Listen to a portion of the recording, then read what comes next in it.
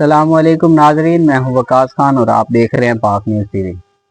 खबर शामिल करते हैं रहीम यार खान से। हमारे नुमाइंदे मोहम्मद अवैस की रिपोर्ट के मुताबिक रहीम यार खान शौहर का तेजाब गर्दी का वाकया, बीवी जाम बहक, बच्ची और खवातीन शदीद जख्मी। रहीम यार खान के इलाके तरंडा मोहम्मद पनाह में एक दिल दहला देने वाला वाकया पेश आया है, जहां तनसीखे निकाह का दावा दायर करने पर शौहर ने अपनी बीवी बच्चों समेत 4 अफराद पर तेजाब फेंक दिया। पुलिस के मुताबिक मुलजिम अपने साथियों के हमराह ससुराल के घर दाखिल हुआ और अहले खाना पर तेजाब फेंककर फरार हो गया।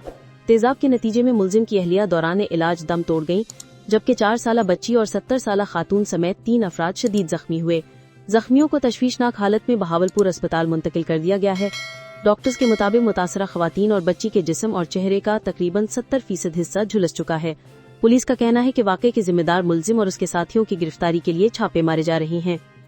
अब तक के लिए इतना ही। मजीद खबरों और अपडेट्स के लिए देखते रहें पाक न्यूज़ टीवी।